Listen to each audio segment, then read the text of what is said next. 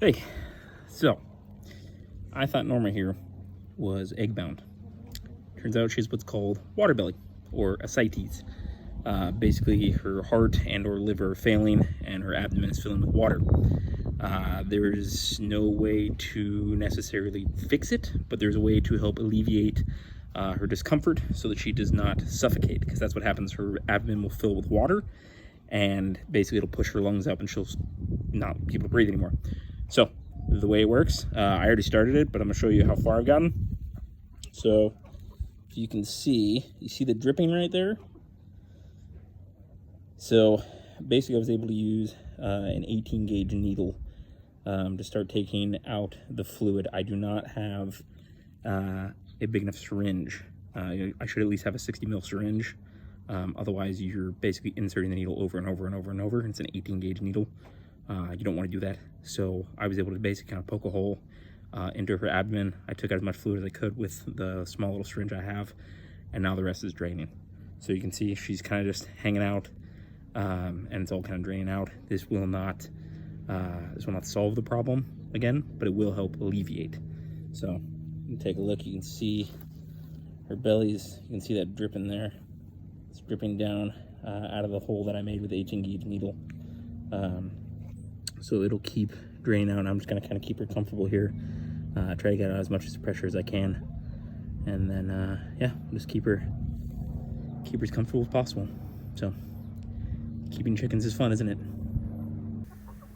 So as you can see, the fluid is still draining. I'm letting gravity do its thing by kind of holding her that way so that her belly is the most down position, and it will continue to drain out. I put a little bit of pressure on her left side, and that helps push kind of a faster stream on the right from the hole that I made with the needle. So draining out here. And then I put her down on the ground and let it continue to just kind of drip out. So it dripped out for another probably 20-25 minutes or so. Just a very slow drip out of the small needle hole. And you can see her tail is still pretty droopy. She's still not feeling great, but she is breathing a lot better. So I took her in at that point and brought her in the garage, kept her warm, and keep her going. All right, so day 2 with Norma. She survived the night. She's been doing much, much better. The color, red, came back into her comb. Her comb was kind of getting a bluish purple color because she was not getting enough oxygen with all that fluid pressing in on her lungs. So she's doing much better. Eating, drinking, her tail's all perked up. She's not falling over anymore, not having balance issues. Her stomach is still completely drained. So yeah, so I am happy with how it went. There are a couple things that I learned that I wish I would have done differently. I wish I had a 60 ml syringe rather than the little, I think it was like 5 milliliters. So basically what I did is I poked her with that 18 gauge needle, took out 5 milliliters, that's all I could. And what I should have done is either, I had the twist, I can't remember what you call it, but the needles that kind of twist off where the needle stays in and the syringe comes out. I should have done that, where I just took the syringe out, squirted it out, attached it back, and kept the needle in. I didn't realize that until I took it out again. I didn't want to keep poking her over and over. So I basically took the needle out, and that kind of created that dripping that you just saw, or the stream, as it were. The first time I put it in, it shot out like a fountain.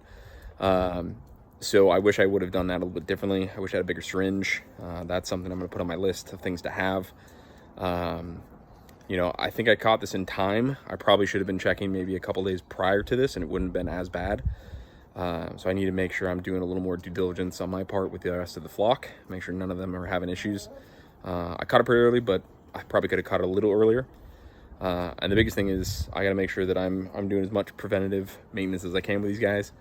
You know, you can't solve organ failure, but I do need to make sure that I'm checking everyone out maybe a little more often than I do. I mean, I see them every day, but I need to make sure that, you know, I'm not having any issues. So she's doing a lot better. That was an interesting process to go through. I did watch a lot of YouTube videos, some that were good, some that were not so good. If you just Google how to fix water belly, you'll see a lot of them. If I ever have to do it again, I'll do a full video on it. I just didn't get a chance to do it at the time. So yeah, so we bought her some time. She's 4 years old, so I don't know how long she's got left. She could live for another couple days, couple weeks, couple months, couple years, hopefully a couple years. At this point, I don't even care if she lays eggs. So I just want her to be happy and healthy, and she's as grumpy as ever, so that's a good sign. So throw some comments down. Let me know if you want to know anything else. I'll try to clarify as much as I can, but this is a quick little video, and let me know if you want anything else. See ya.